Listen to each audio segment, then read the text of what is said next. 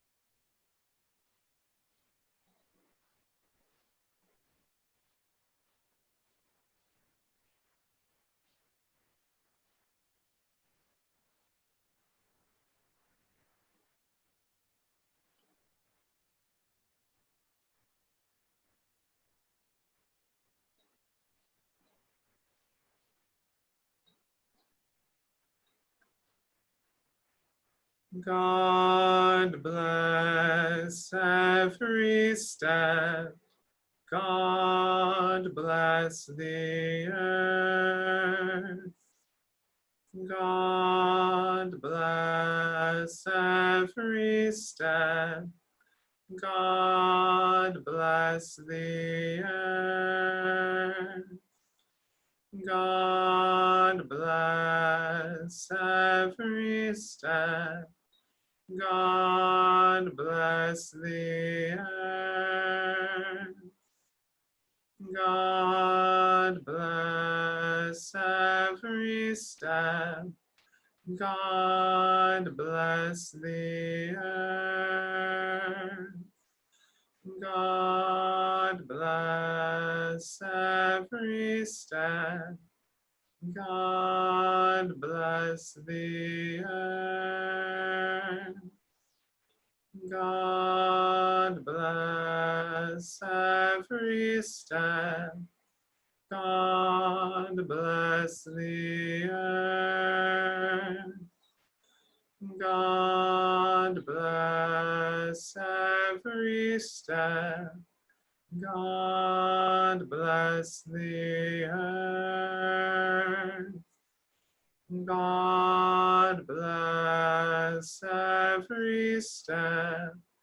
God bless the earth. God bless every step. God bless the earth. God bless every step. God bless the earth.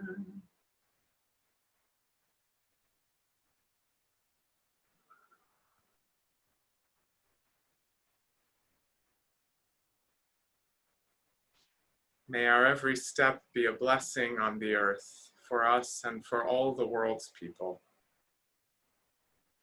Amen. So our talk today, I'm calling The Illiteracy of Power. We're going to talk about incarnation, about bodies, and about healing, all in relationship to craft and the process of making things. I start by talking about incarnation, which is kind of why the chant was about the earth and walking on the earth, and we'll talk about the earth too as well. But you know, incarnation is sort of a big deal in Christian spirituality. The very focus of our experience of God in the Christian tradition is a God who took on human form. And I often think we make too much of the human piece of that. We worship a God who took on form and continues to take on form, and who brings about the healing of the entire creation through incarnate form, by taking on form.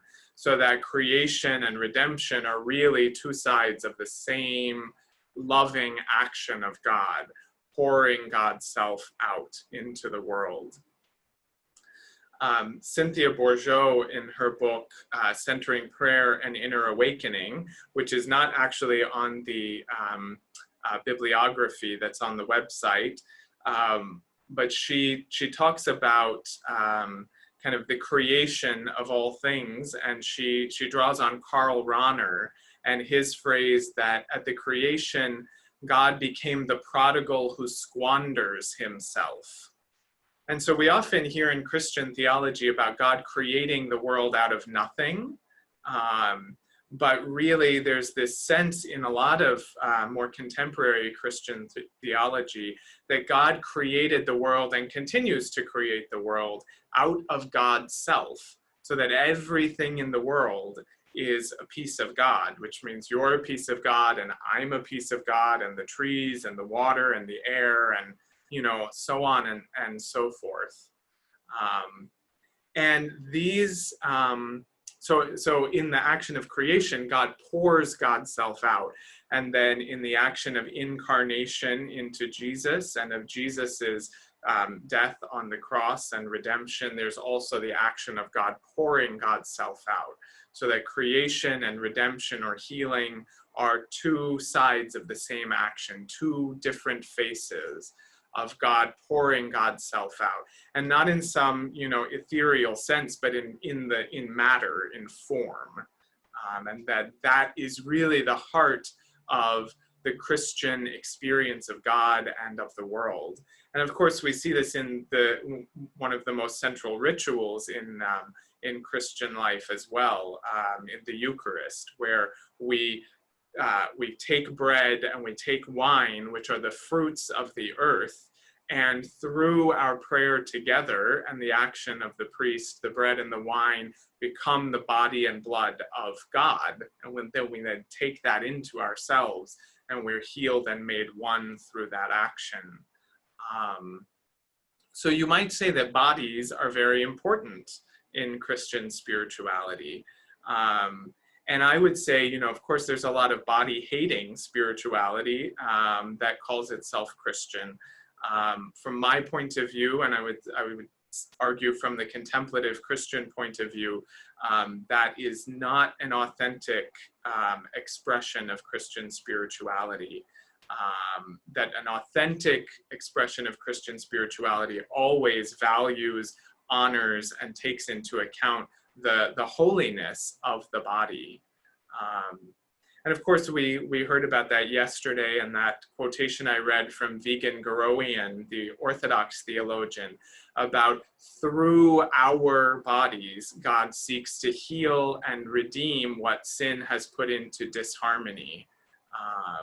So it's through the physical that God heals the creation. Now, science supports a lot of these observations. So, for instance, a lot of physicians who work on trauma are starting to find that experiences of trauma, whether they're individual, something that's happened to me, or they're communal, something that's happened to the community that I belong to, or they are generational, something that happened to my grandmother or my grandfather or my great-grandmother or great-grandfather. That experiences of trauma are encoded in the cells of our body, so that I am carrying around within my body not only the things that have happened to me, but the things that happened to my parents and the things that happened to their parents and that happened to their parents for generations and generations and generations. And if we connect that also to the sense of all of creation being knit together into one ecosystem. So I'm going to digress for a moment here. If you know anything about trees and forests, and if you don't, there's a wonderful book on this called The Hidden Life of Trees, or The Secret Life of Trees, something like that. But a forest is actually considered what scientists call a superorganism, which means that it doesn't make sense to speak of one single tree, but rather you have to speak of a forest, that forests are one organism with many parts in the trees. And actually that forests care for their young, and they individual trees will alert one another to danger and share resources and all this kind of thing. Well, you can look at the entire Earth community as one superorganism, right? So that we are all joined and knit together in one body. So obviously that has Christian resonances, but it also has scientific resonances. And this is where our scientific understanding is catching up to our religious understanding. And in many ways, our religious understanding is having to catch up now with our scientific understanding. And we're able to see that what we thought were myths, in the sense of stories we told that might not be factually grounded, actually may be better ways of talking about reality than what our rational focus has come up with in the last 200 years. But so to get back to the point I'm making about trauma, is that if trauma is both individual and communal and is encoded in our bodies, then the trauma of the entire Earth community is also encoded in our bodies, right? If we're not separate from one another, either through nature or through grace, then what has happened to my brother or sister is also encoded in my body. And I think, you know, particularly with the recent killings of George Floyd and Breonna Taylor, you know, we are seeing, having to look anew at the traumas of slavery and racism and white supremacy in our country. I say look anew, I mean, that's obviously, you know, already gives you a certain idea of my perspective coming in as a white person here, that there are people who have been looking at and talking about and seeing these realities for a very long time. So if those of us who are looking at them anew, that already says something, of course. But what we're having to look at here is that the traumas of slavery and racism and white supremacy are traumas that have been carried in our bodies, our communal bodies, and in a particular way in the bodies of our Black and brown brothers and sisters for generations. And so we shouldn't be surprised that this hasn't gone away. Trauma doesn't go away by wishing that it would go away, or by ignoring it or saying, well, that didn't happen to me, so I don't need to deal with it. Because at a scientific level, you know, in an anatomical level, I carry around this trauma, we all do, in the cells of our bodies. Also along these lines, I find it fascinating to have learned recently that when your mother was within her mother's womb as a baby, she already had within her all the eggs that she would ever carry in her body. So at least in part, the person that you are now was already present within your grandmother's womb. I find that astonishing.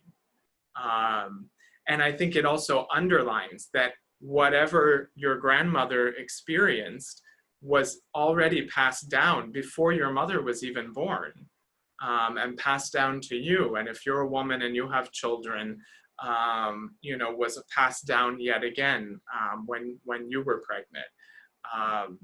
You know, we're really much more intimately, deeply connected to one another, even at the genetic and the cellular level, than we have had any idea of until recently. So what does all this have to do with craft? Well, craft is a way of healing that is very deeply physical and embodied, right? So if trauma is embodied, then healing also has to be embodied. Healing can't be something I just do up here, because the hurt is not up here. The hurt is in the full body, the full person. And so if trauma is embodied, healing has to be embodied.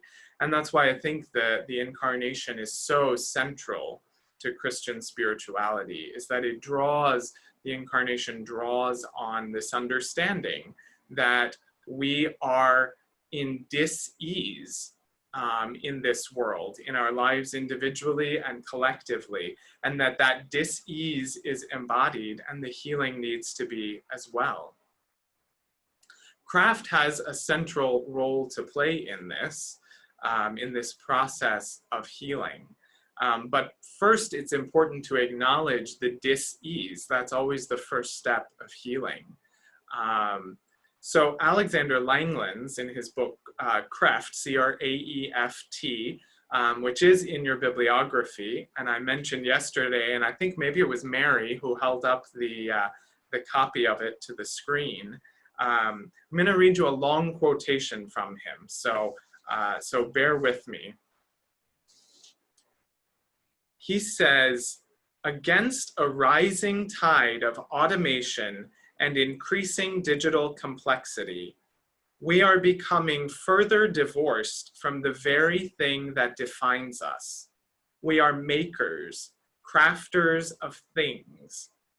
When our lives once comprised an almost unbroken chain of movements and actions, as we interacted physically with the material requirements of our existence, today we stare at screens and we press buttons. When we made things, we accumulated a certain kind of knowledge. We had an awareness and an understanding of how materials worked and how the human form has evolved to create from them.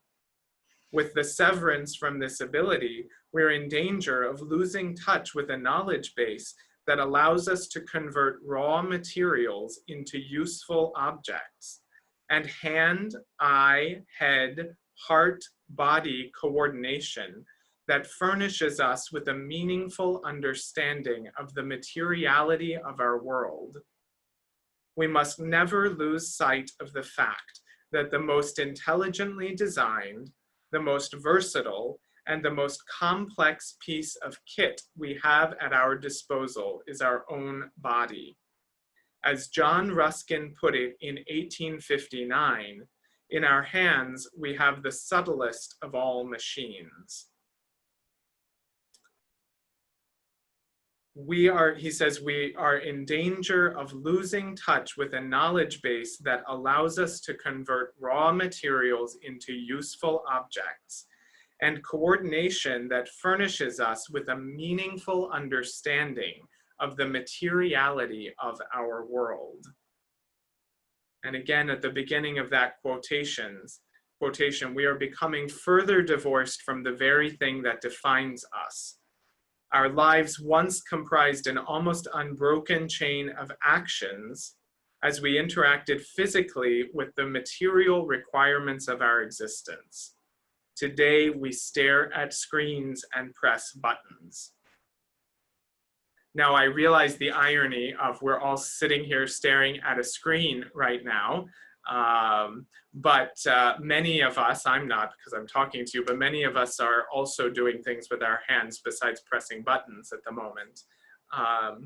But I think Langlands points out really one of the great crises of the time in which we live. Obviously, digital media has enormous benefits for us. I mean, it's brought us together here and now. It will make these talks available to those who couldn't be here today. But I also have to wonder, as our lives become more digitally focused and less physically focused, what happens to our understanding of the Incarnation and of the healing that comes from it? I don't know that we can really heal by staring at screens and pressing buttons. it's not that that can't play any part in our healing. I mean, hopefully our coming together today plays a part in healing for all of us and for our wider world. But it can't stop with the digital. It can't stop with the virtual. Another quotation for us that's not in your bibliography, so I will update the bibliography to put this in there. It is in the essay that is on the website. This comes from Robin Wall Kimmerer, who is a Native American botanist at the University of New York in Syracuse, State University of New York in Syracuse. She has an incredible book called Braiding Sweetgrass, where she brings together indigenous wisdom with scientific knowledge. So in an essay called Learning the Grammar of Animacy, she writes that the animacy of the world is something we already know, but the language of animacy teeters on extinction. Our toddlers speak of plants and animals as if they were people, extending to them self and intention and compassion until we teach them not to. When we tell them that the tree is not a who, but an it, we make the maple an object. We put a barrier between us, absolving ourselves of moral responsibility and opening the door to exploitation. Saying it makes a living land into natural resources. If a maple is an it, we can take up the chainsaw. If a maple is a her, we think twice. So I realize those are two long quotations back to back, but I think they pair together and the two ideas pair together. What Langlands is getting at is that what is intimately human about us, and one of the things that's most intimately human about us, is that we make things. And his whole idea of creft, C-R-A-E-F-T, and the reason he uses that word instead of craft, the more contemporary form of the word, is that creft is not just making things, but it is the wisdom and the knowledge of how to turn natural materials into something useful. So it's not only my knowledge, but it's the knowledge of my ancestors, of my community, that has been passed down to me. And it emphasizes a way of being in relationship with the natural world that is based upon knowledge and wisdom. And he sees us losing that knowledge with our focus on digital media and the virtual world. When all we do is stare at screens and push buttons, we lose our understanding of our place within the natural world and of how to use the materials of the natural world to meet our material requirements. Well, Wall Kimmerer adds the spiritual level onto our diminishing understanding of our relationship with the natural world. If we are not in relationship with the natural world, then the maple becomes an it rather than a her. You know, then I look at the world around me and I see natural resources. I look at people who are different than I am and I see a commodity that can be exploited rather than a person to be in relationship with.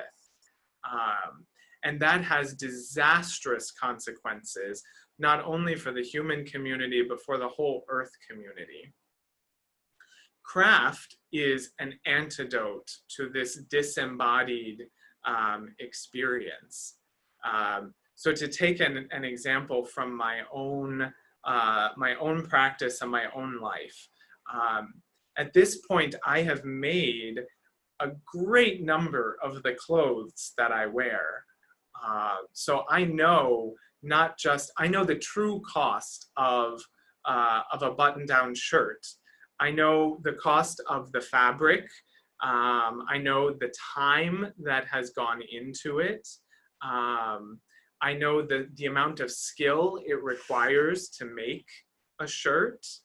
And so I have a lot more reverence for the clothing that goes onto my body and for the people who have made it and for the earth that has provided the resources for it than I did before I was making my own clothes. I take care of my clothes in a way that I didn't before. If I have spent 20 or 30 hours making a shirt and have paid the money for the fabric or dyed the fabric myself, I've cut it out, I've sewn it together, all of that, then I'm not just going to throw it away when it gets a hole in it. I'm going to take care of it. I'm going to wash it so that it lasts longer. I'm going to mend it when it is starting to come apart. And then because I have put so much time in both the production and the maintenance of that piece of clothing, it is imbued with a depth of meaning that it didn't have before. Then when it does finally wear out, I'm not going to just throw it away. I'm going to cut it up and I'm going to put it in a quilt so that I can continue to have a relationship with that piece of fabric. And that fabric will last for a long time. When we live in the kind of way that Kimmerer is suggesting, that Langlands is hoping for, and that our practice of craft encourages, we find actually that our relationships with the natural world and with ourselves are deepened. So that we don't look around and see natural resources. We look around at the world around us and realize that, oh, this is our home, that the natural world provides everything that we have. It provides everything that we need in great abundance. And we can't trash it because this is the only home we have. If we fill it up with trash and we use up its resources, they will be gone and we will not have a home anymore. At another point in her book, Kimmerer talks about the difference between the settler's mindset or the colonial mindset and the native mindset. And she says that a settler or a colonist comes to a new land, looks around, and sees resources to exploit and to send home again. Whereas a native person looks around and sees a home and thinks, oh, I need to take care of this place that I live because this is my home. Many of us these days, probably most of us, have the settler or the colonial mindset, where we somehow think there's another home that we can go to when this one is used up. And that's simply not true. I need to pause for a second.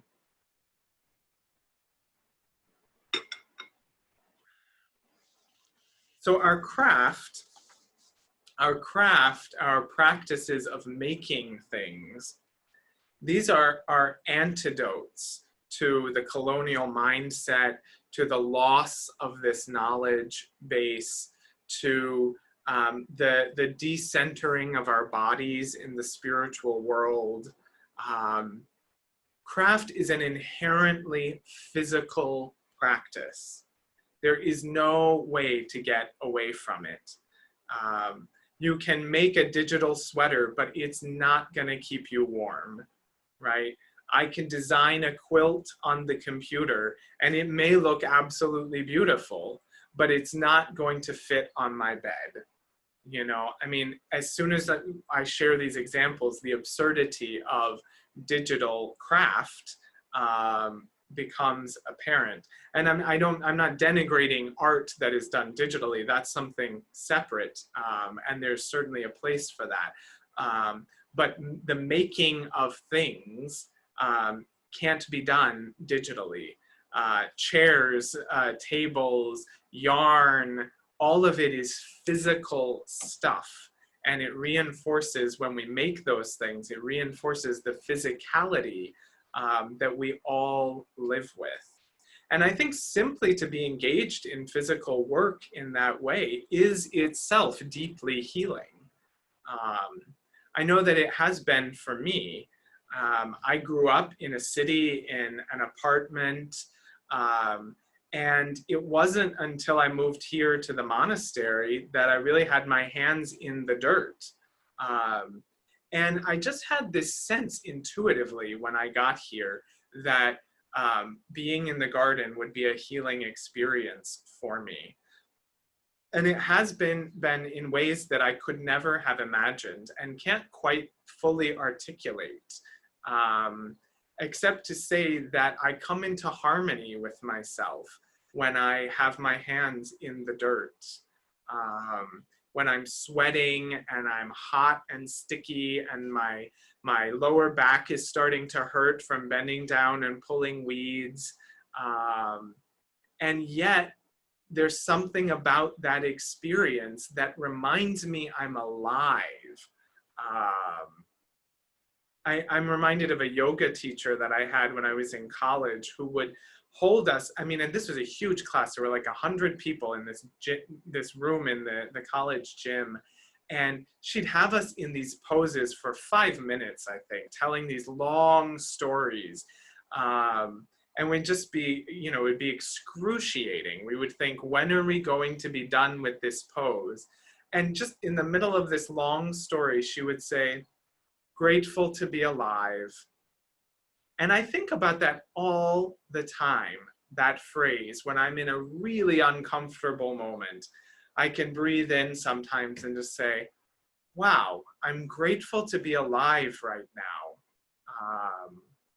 You know, it's not always about things feeling good or looking good at the end.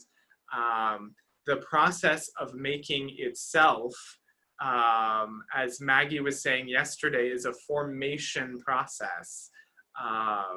And at the end of it, we can oftentimes look back and realize, like, oh, all of these pieces were falling into place and I didn't even know it. The physicality of making is itself deeply healing.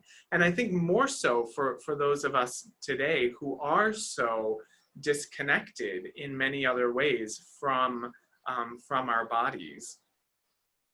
I think that's one of the big reasons that handicrafts are having a renaissance right now.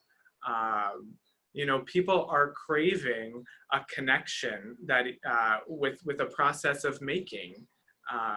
And I know there's kind of a lost generation. I think of my grandmother's generation, and women kind of a little younger than her, and it was mostly women, of course, who were doing these handicrafts, when they no longer had to cook in the way that they did, because of societal pressure and expectations and the demands of providing for their families. They didn't have to spend as much time cooking, or they didn't have to make their own clothes because they could go out and buy clothes in the store more readily and easily. And I think many of those, mostly women from that generation, dropped handcrafts. And now people of my generation are picking them up again. So I never learned from my grandmother how to do crafts. I did learn how to cook from her, but I didn't learn how to sew or knit or anything like that from her.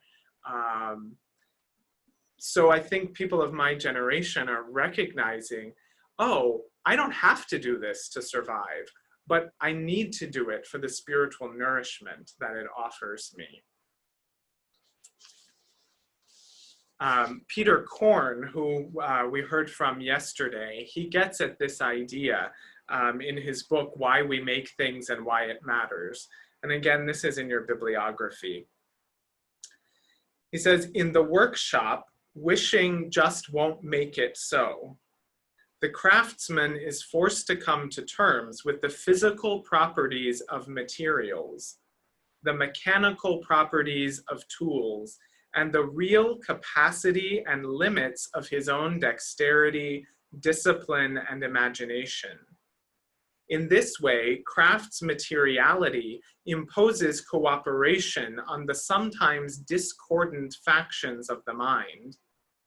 by necessity, it reconciles the desire to interpret the world in ways that are emotionally gratifying with the countervailing need for accurate information to facilitate effective decision-making.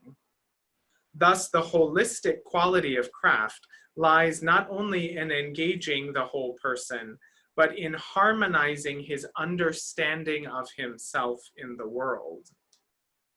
And I apologize for all of the male-centered language in these quotations. I'm reading them as the author wrote them, and I wish they had written them differently, but they wrote them the way they wrote them. But the point that Korn is making here, I mean, there are a couple of really important points to take from what he's saying.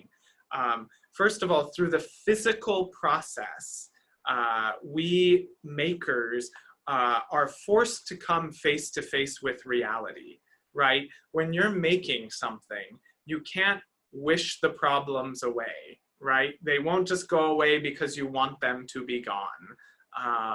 So in that way, our crafting brings us face to face with real life, with the way it really is in the world, you know?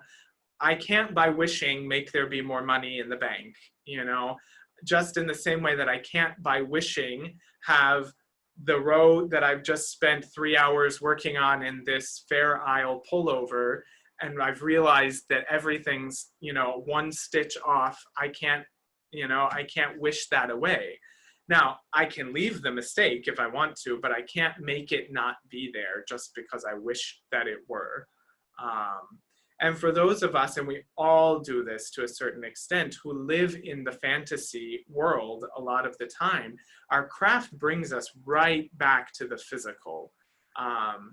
And that may not sound like a healing experience, but it really is, because God is here now in the present, right? God doesn't exist in a fantasy future or a fantasy past. God exists right here and now only.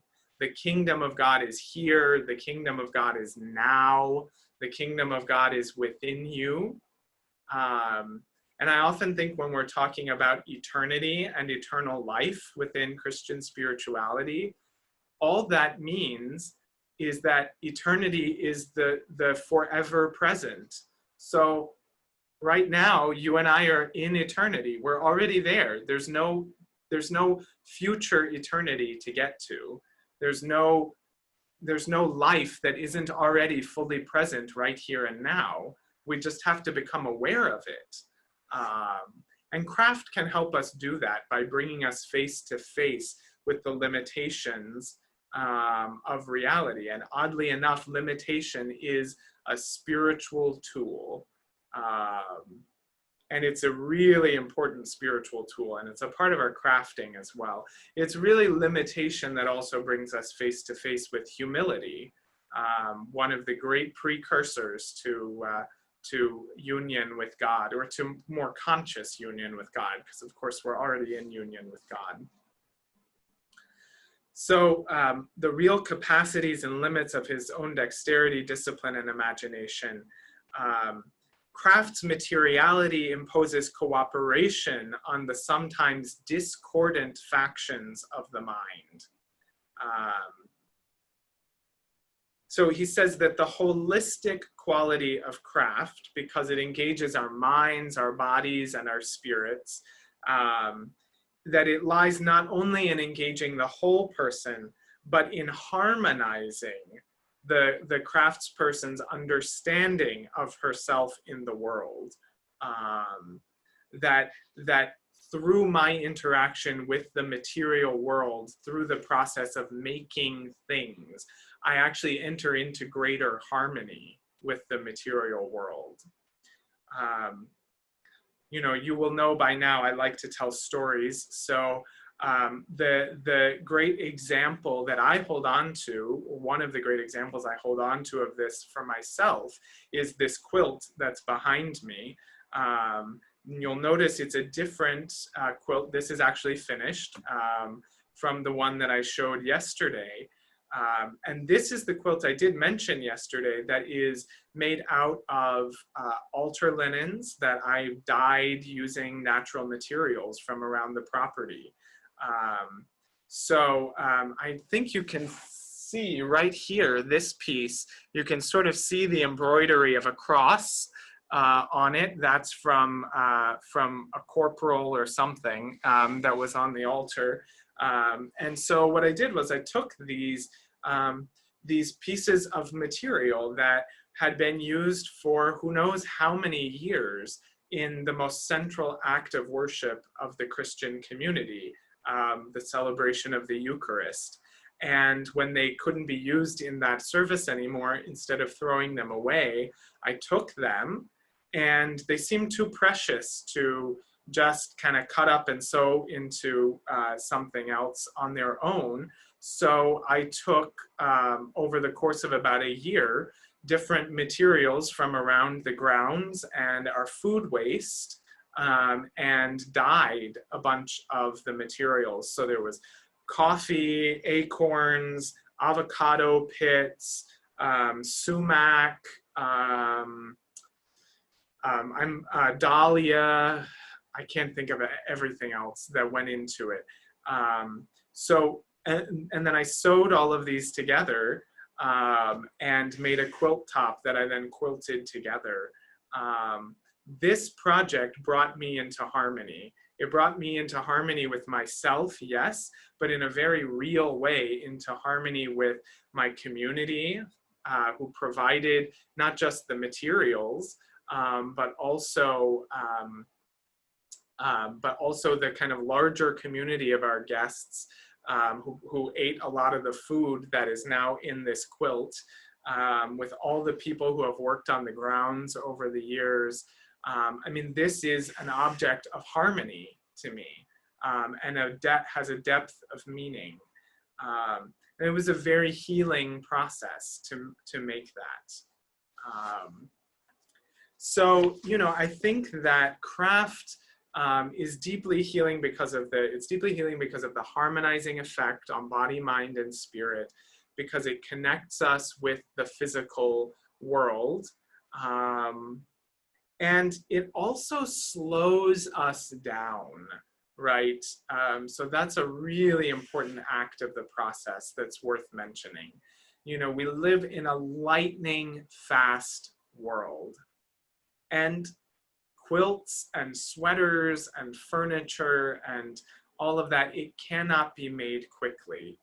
It has to be made slowly. It's going to take a long time to make.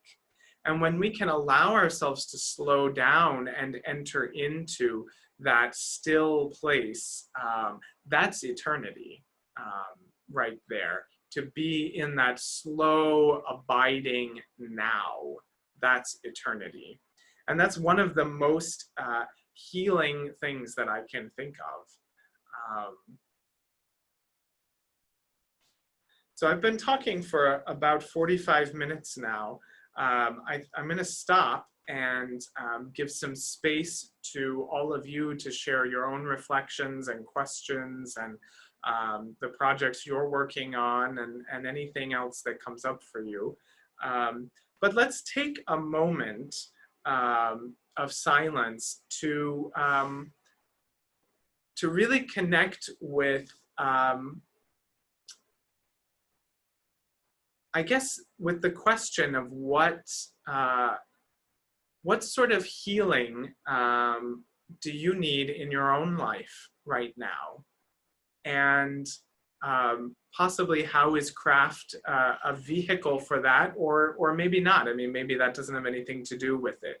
But take a moment to reflect on that. What sort of healing are you needing individually or communally right now? So we'll have a moment of silence. I'm going to stop the recording and then we can have some sharing.